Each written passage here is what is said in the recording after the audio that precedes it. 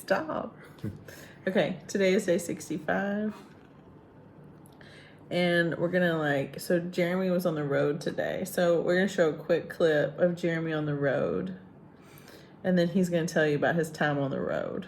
Okay, so we'll be right back.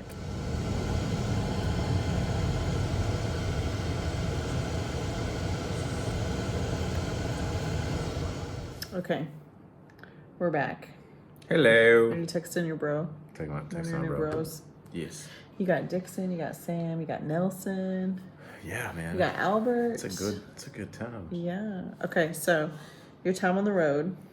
Yeah. So tell us this morning you thought we were going to go to the Ministry of Gender, but we postponed that a day. Yes. Because we were just going to kind of let them do their jobs today. They've been calling to check on us, Do you want to say the real reason? No, the real reason is we're going to let them do their jobs today. Yeah. But Nelson had needed to register his car. And car registration here is kind of fluid. If you get in an accident, obviously it really matters, but it's not like people are going to stop you. The government made an announcement on the news a couple nights ago that was if your car registration is not up to date, we're going to impound your car. That's different than just a ticket. We're going to impound your car, tow your car away, and you may not have it back until you pay this registration and any registration that's outstanding from the last few years, right? So a very serious minister now. Oh, very serious. So Nelson was I need to. So he was nervous to drive us around because he's if I have your whole family in my car and they impound my car because my registration's not up to date. So he brought a different car. Could be spicy. Much smaller car, but a different car. But Jeremy was well, what do we need to do to get this up to date for you? And Nelson was we'll have to pay this fee and have to do all this stuff. And, of course, Nelson's, the director of an orphanage that's pretty paycheck to paycheck, so to speak, from the nonprofit organizations. They've created a nonprofit organization. They have, donors, mostly Selah Godfrey's family, some of their church, and different people will help. But, they're it's not there's a lot left over every month. So he was waiting as long as he could to pay the registration. But then when he found out he could literally be driving us to visit our kids at the orphanage, the cops pull him over, check his registration. If it's not 100% up to date, then he's impounding our car, and we're all just going to get to stand on the side of the road. So Jeremy went with him today to help him get all of that straightened out. And it's called the Ministry of Transport. So Jeremy was riding around with Nelson today. It's a Liberian DMV, basically. And, man, it's a hoot. So it was in downtown Monrovia. And just to get there and park, it took forever. And finally, we parked. Keep talking, I'm not leaving you. And we couldn't find a close spot, so he had to hit in this little parking lot. So I get out, we're about to get out, and they said, "Oh, you can't park there, you're in front of a telephone pole." So he's like, "Okay, I'll move it back." So I'm just he leaves me to go get in the car. He's just stand there. Just stand here. Just stand there. And I'm like, with his merce, right? He didn't give me his merce. He gave me his phone and some paperwork, his registration. And He's got a pretty cool merce. His actually looks cool. I'm standing next to this little market guy, right? My man was selling some stuff. He was nice. He's like, "Hey, white guy, how you doing?" Everybody identifies me as the white man, or boss man. It's really kind of weird. Yeah, you could never walk up and be like, "Hey, black guy." So yeah. In America. But this guy comes by and he's trying to sell me some stuff, and the guy I'd made a friend with, he's like, leave him alone. The guy runs off, He said no. He said no. And then he shows me a few minutes later, the guy was showing me TikTok videos of this guy that was just trying to sell me stuff. He's like, yeah, he's famous. He's like a comedian. I'm like, what? Where are we? So then Nelson finally comes back. You're watching TikTok on the streets of Liberia. And then we're crossing the street. We go in this building, go upstairs. And the director of the DMV in Liberia, Nelson knows. Of course, he knows her. Yes, Nelson knows a lot of people. And it's she was in the orphanage with Nelson's wife. Which means probably Selah, too. And Sam. She knew Selah. Yeah. I'm like, man, what a small world. And then, we sit down, they bring me some water. We take care of the payment thing. That's all done. And then we start talking about America. And why you're here. And why I'm here. She's super excited. She loves adoption. She thanked me again for, taking care of the Liberian kids and all this stuff. And I was like, man, we're so excited. I kept referring to our Liberian daughters as that. I was like, we love the culture here. We're getting to know everybody. And we want them to, the longer we're here, the more we know about their Liberian culture. We get to share that with them when they get older. And there's some misconceptions about U.S. culture that we've had to kind of... So we get all that done. We're hanging out. You know, Nelson has to come back tomorrow and just pick up his registration and his paperwork and stuff. But we're leaving and like we're sitting in these like they're basically like lawn chairs, right? But the ones you set up straight upright, you don't like lay back in them. But Like plastic garden chairs. and I'm leaving and like this other girl comes in like a secretary and she's like, "Oh, I want to sit where the white guy was sitting." The white man. The white man. I'm like, this is weird. She wants to sit where your bum warmed the chair. I'm like, I looked at him. I said, "You know what? Both chairs are just the same. It's okay." Don't feel bad, Nelson. He laughed. We had a good time. Yeah, it's been nice because Nelson really like understands American culture, understands Liberian culture, and like him and Jeremy are friends. You know, like he's helped us, and like we were, you know, Jeremy was happy to like help him and go with him for some of the registration stuff or like help him with whatever because he's been helping us so much. And he drove this morning because Jeremy thought they were going to go to the Ministry of Gender. And poor Nelson had a flat tire he had to change, and He's like, probably because he's been having to drive off road to get up the driveway. Send me pictures at like 7:30. I'm like, I didn't see those. I was still asleep. Jeremy's like, Nelson's here, and I was like, oh, I'm thinking like he's like in the car, you know, like oh, Jeremy's got to run out the door. Well, Nelson, no, Jeremy He's like inside. had him all the way in, like the girl, oh hi, he's really here, and he was on the phone, and the girls were being so loud, and then. Before they left, we were cleaning up. So he met the Davenports. He's going to take them to the airport, which is great. Yeah. And then what else happened? Oh, Well, before we had more things before happen. we went to the Liberian DMV, You got to talk about your. Are you going to tell we about that? we got to go to Hobie, so I got to see some of the kids there again. Oh yeah, tell what they were Super cool. doing. If you guys They were need like a nonprofit organization to give to for like future leaders of Liberia, like this is the place. So they're like, there's some of them were home. They're all most of them, all of them are in school actually, but some of them missed the bus, whatever. And one of the girls that preached actually last Sunday, we went to church. She was Pinky was reading, there's memorizing the books of the Bible, you know. And she asked how I was as Uncle Jerry, and how Auntie Nelson Rachel was shortened doing. Jeremy's name to Yeah, Jerry. Jeremy's He's hard like, to I know say. your name's Jeremy, but I just like Jerry better. And we're like, Yeah. okay, They have a hard time saying the extra R in there. Jeremy. Yeah, Jeremy. It's hard. I have to say it like really slow and pronounce the. But they probably know Jeremiah as the books of the Bible. Yeah, but anyway, they were really Jerry, all smiles. So Uncle Jerry and Auntie Rachel. Yeah, and they all gave me hugs. They were like so glad I'm to see married me. to Uncle Jerry now. Hello, my name is Jerry. Hello, Jerry. my name is Jerry. So we hung out there for a bit, but then we did the DMV thing. But on the way back, this was fun.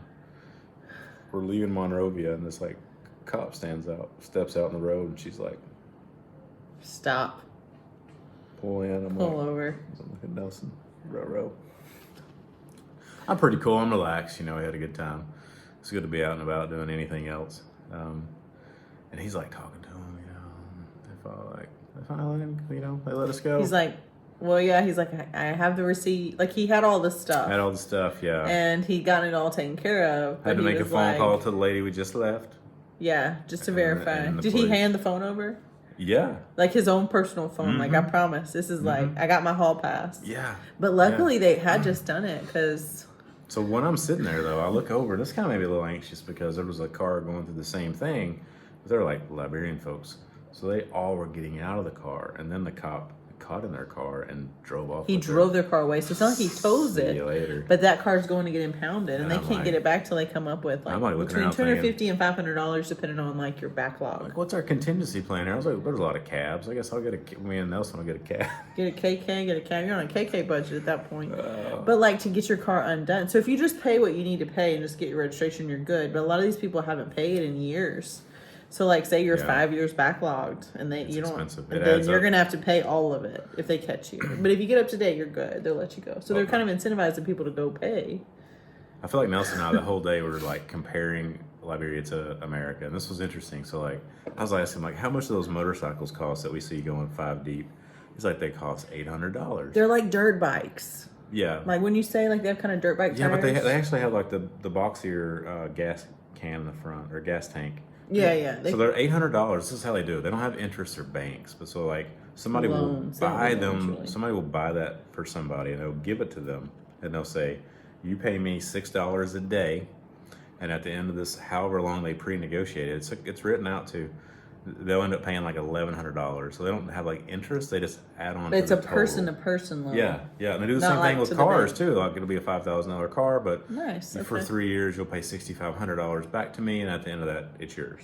Yeah, because I was talking to Nelson a lot yesterday about like loan interest or whatever day it was, loan interest and how we build our houses. Because he was talking about, you got to save up to buy a house, you kind of pay for it as you go. Because they have a blueprint for how to get that orphanage, a property that they're at, to have like a school and a store and kind of be self-sufficient little kids city basically where they can function and thrive and not be so dependent on the nonprofits to keep them going. So that's in the works. But he has like a dollar amount. They have to come up with that before they'll start. They can't just get a loan.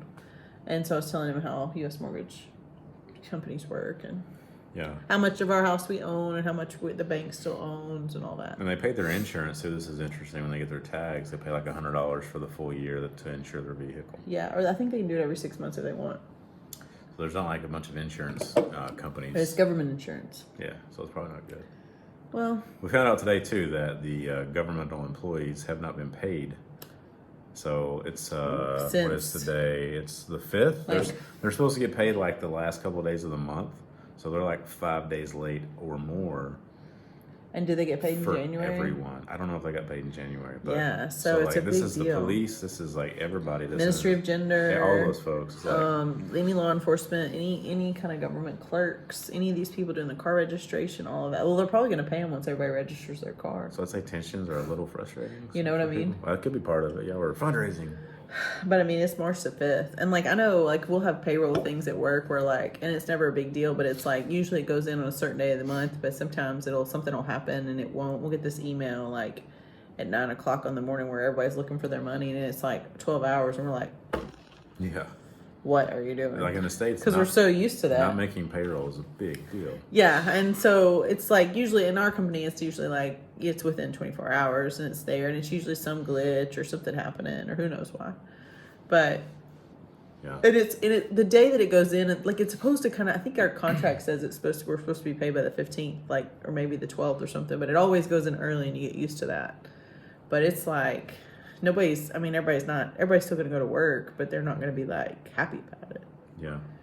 So this was the most trippy thing. So, like, we got on a side road because we didn't want to get. The on police the, let you go, so that Police was let good. us go. We're going back to the Tropicana, and then we take a back road because he's like, Nelson said, I don't want to get pulled over again. We have to go through this again. I'm like, that makes sense.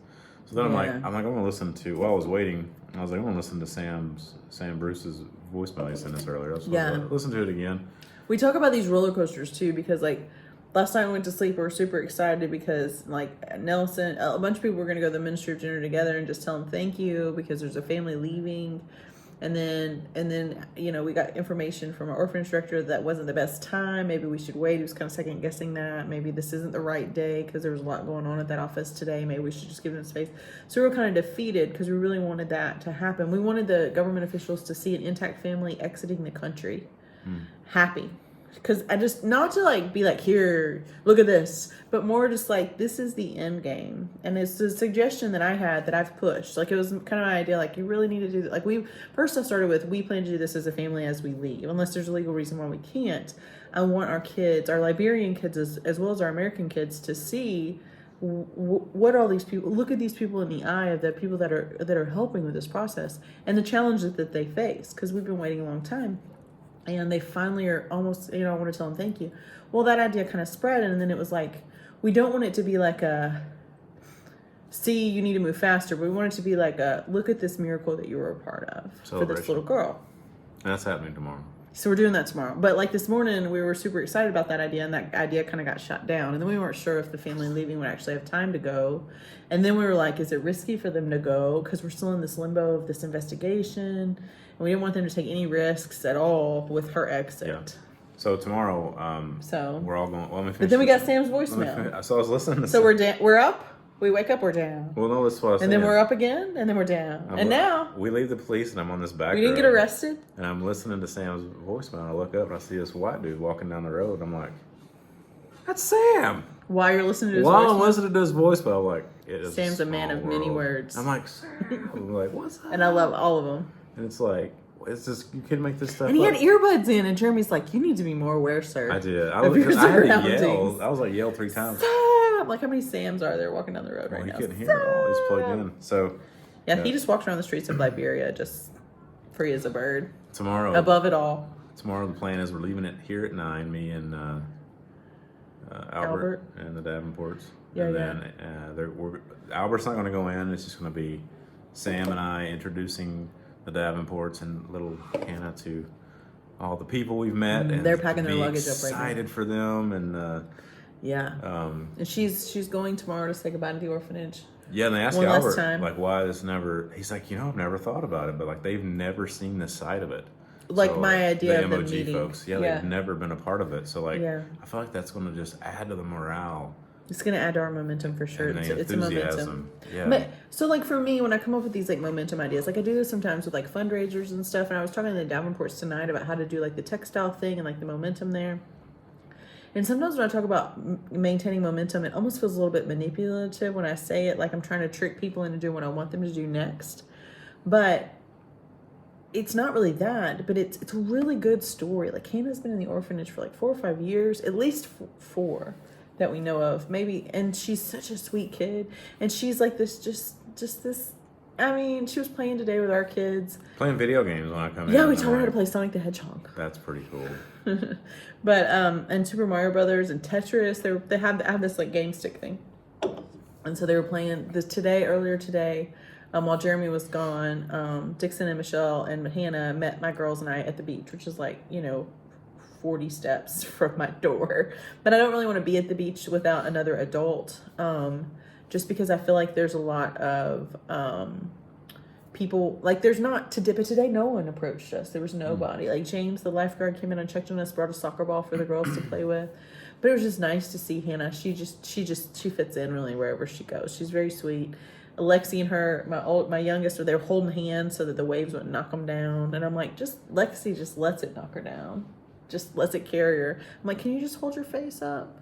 But they had a good day, and then we went and checked out their place. And I think if you have questions about accommodations here, Michelle has stayed at the KNZ, and then she stayed here. And there's pros and cons, but she was just saying like here it's just nicer because these kids that have been in the orphanage for so long, they just want to walk around. Like a parking lot is like exciting for them because it's just something they've not done. Yeah, and I saw the KNZ today. It's I'm sure secure and big and nice, but it's kind of in the middle of the city, so you can't just walk around. Can't go on a walkabout. They have a pool, but you like have to walk down. But it's secure, and you don't have the restaurant with you. So like tonight, if we were like something happened and we couldn't cook, or we're running late, or we just wanted to order something, we could just order something. Like today, Dixon asked them if they could have spaghetti for lunch.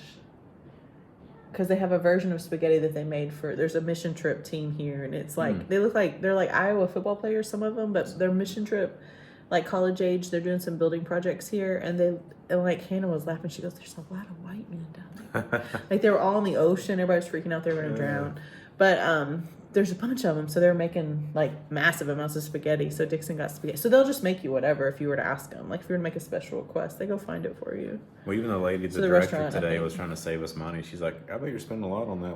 I have a person that I know that's renting out a space. It's pay like $500 a month." Yeah, but there's just so much. She's like, "It's got security and everything." I'm like, "Yeah, but that just maybe if I'm by myself."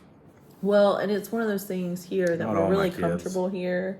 And this is a good space for us to bond as a family too. Yeah. So the KNZ is good too. So when Carrie's going, now they have a washer and dryer at the KNZ, so that's different. But anyways, that's nice. But the last thing, we're getting too far. I want to go back to the Ovaltine. So we're gonna take a quick break, and then we're gonna show you the before and the after of the Ovaltine, and then we'll come right back. So here's the Ovaltine. So walk us down the road of Ovaltine. Ovaltine. What does Hannah call it? Tea. And she drinks it. And it took us a long time to figure that out. Like, to get from tea to Ovaltine, that took a lot of looking in the grocery store. We thought it was like tea. Yeah, we were, green tea, Earl Grey tea. No. Lipton. Tea. Lipton. Lipton, yeah.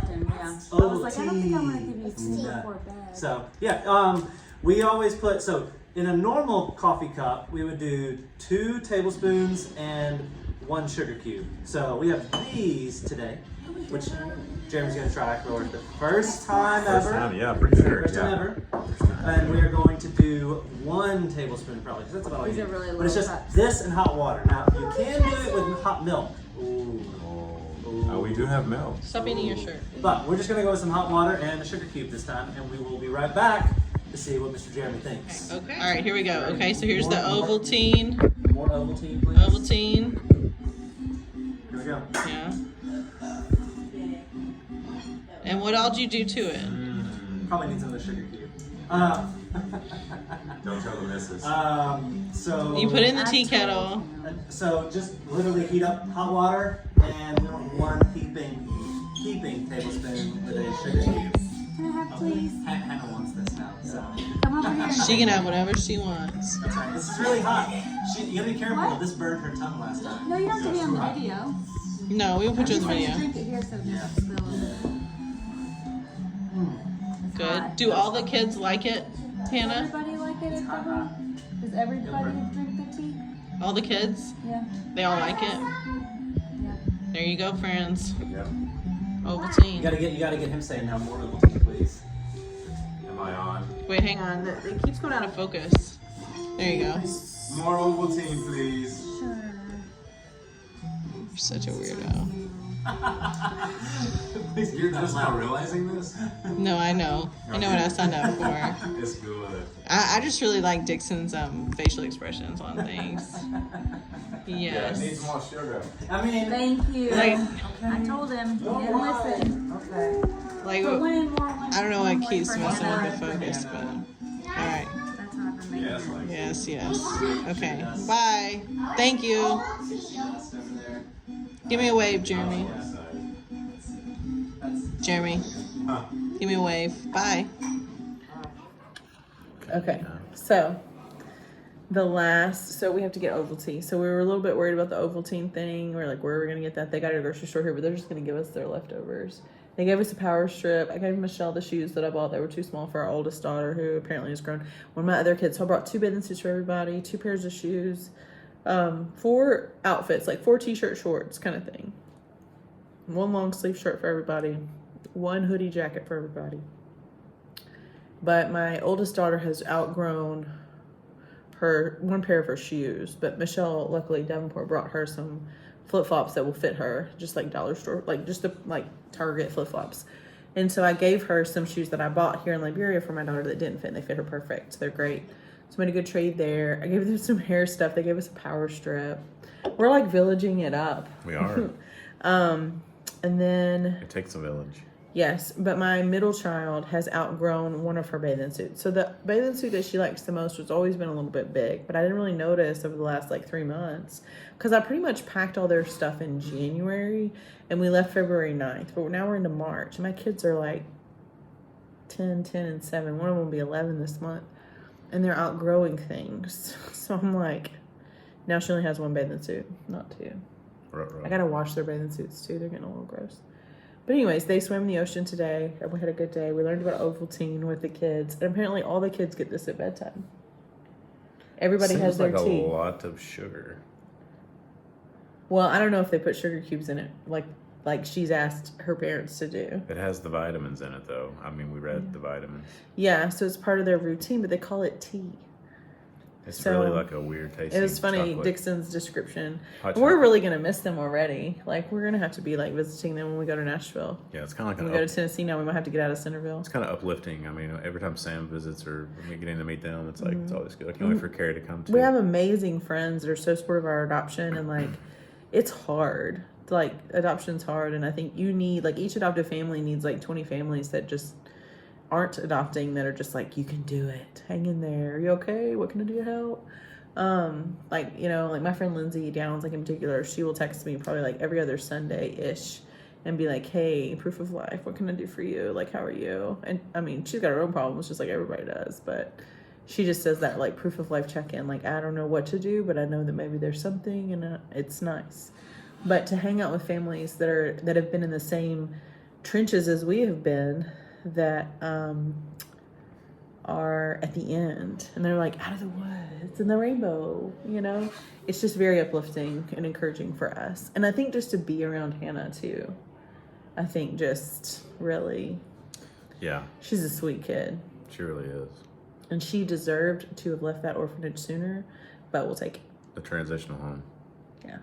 So I feel like every other day, like yesterday I was like crying on our video, and like those emotions are still there, like right at the surface. But today I'm just more hopeful, you know? Yeah, tomorrow's good, man. We get to go to the MOG. We get Sam got us a meeting with a pretty high up minister, and they're like, I think Albert said, "How'd you get a meeting?" He's like, "I just went down and I scheduled it." Sam did. It's like, Everybody "My man." thinks he's a diplomat now. man. He is a diplomat. So I get invited too, so we get to go talk to her, and then Talk about momentum. we get to go to see our Liberian daughters in the afternoon. Yeah, and I think the victory lap is correct. Like the victory lap for this last family is a great thing. We are all for legal and really- ethical adoptions, and we are excited to show the MOG the end result other than just paperwork, to give them some enthusiasm and to let them see the product of their work Yeah. and see what they're doing to help their daughters and their sons, because I know they all care about their kids here. Yeah. Everyone that said that, they are do. excited that we're helping them. Yeah. And I'm excited to help them too. For sure. 100%. It's so much better to, that's one thing about Liberia that I think that it's a unified front, that they do care about their young. They do. And I worry about America because I feel like we've lost that to a degree. And maybe we haven't lost it, but maybe we just don't talk about it enough or make sure that it gets done enough. But these people care about their young.